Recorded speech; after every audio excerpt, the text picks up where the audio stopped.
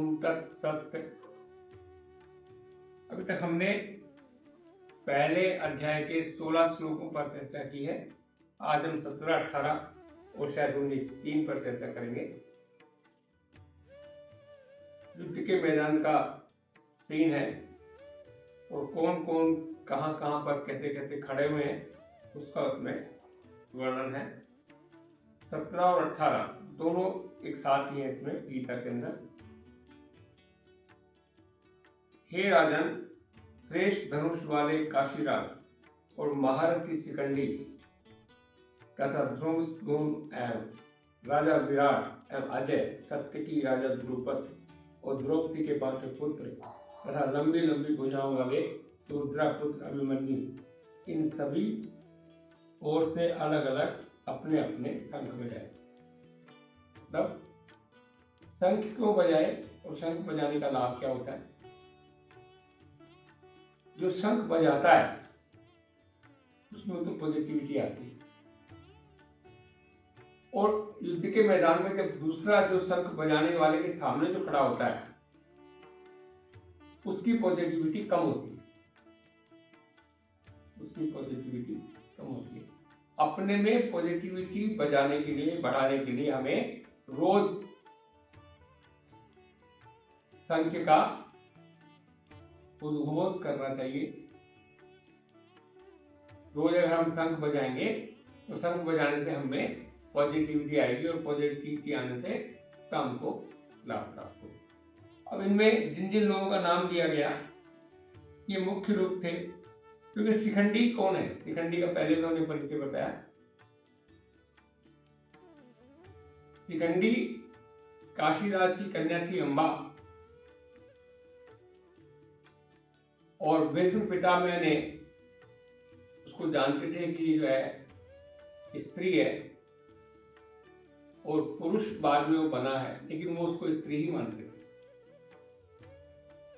दुर्योधन ने पहले भी कहा था कि आप चारों तरफ से कोशिश करें कि भीष्म पितामह की रक्षा करें, पूरी सेना को कहा, क्योंकि जानते थे कि अगर शिखंडी उनके सामने आएगा तो उस पर हथियार नहीं चलाएंगे,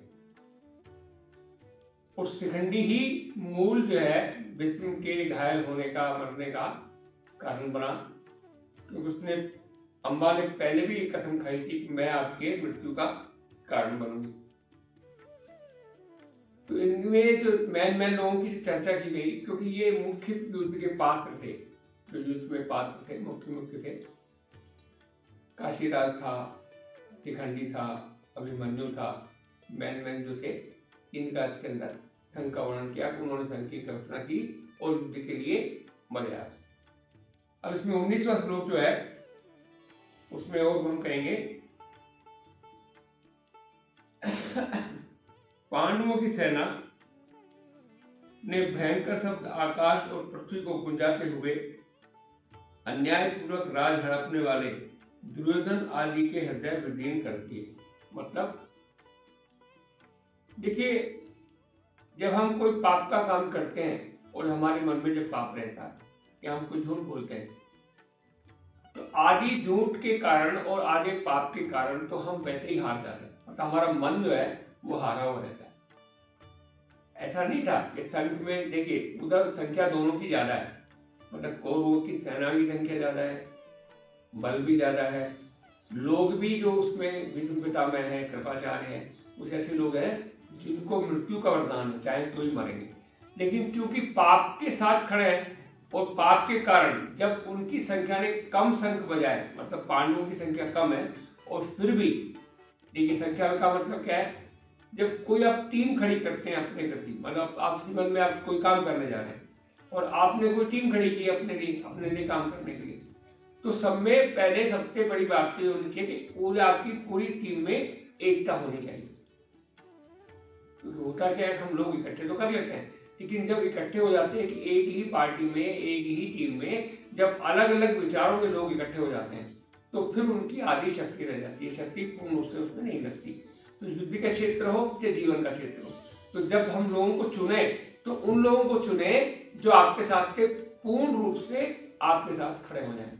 क्योंकि जब तक आपके साथ पूर्ण रूप से खड़े नहीं होंगे, आधे मन से खड़े होंगे, अधूरे मन से खड़े होंगे, तो आपको अपने कार्य में सफलता प्राप्त नहीं होगी। तो गीता हमको क्या सिखाती है कि जब हम असेंबल करें अपने लोगों को जिनके साथ जुड़ करके हमें काम करना है, एक तो हमें उन पर पूर्ण विश्वास होना चाहिए। दुर्योधन को विश्वास नहीं था, अपनी सेना के लोगों पर ही उसको विश्वास नहीं था कि दुर्योधन भीष्म पितामह मेरे साथ लड़ेंगे नहीं लड़ेंगे, पक्ष लेंगे नहीं लेंगे, द्रोणाचार्य लेंगे नहीं लेंगे।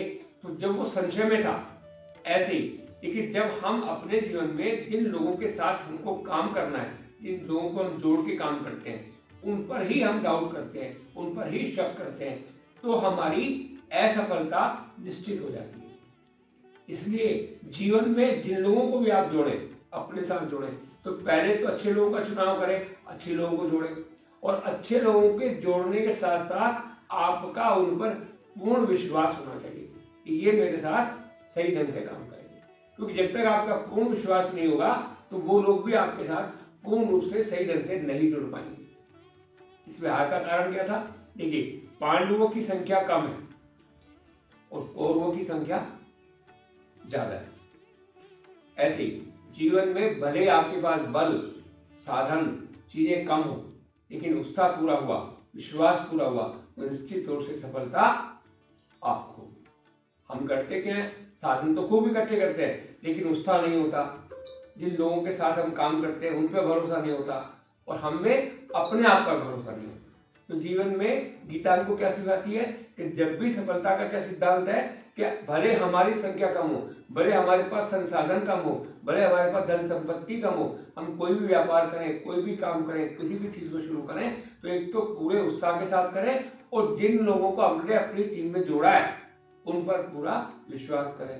तो गीता हमको संदेश देती है कि अगर हम अपने पॉजिटिविटी के साथ, उत्साह के साथ, लगन के साथ और अपने लोगों के पर पूरा विश्वास करके काम करेंगे, तो निश्चित तौर से हमें उसमें सफलता प्राप्त होगी। अब कल इसके आगे वाले चर्चा करेंगे। ओम तत्सत।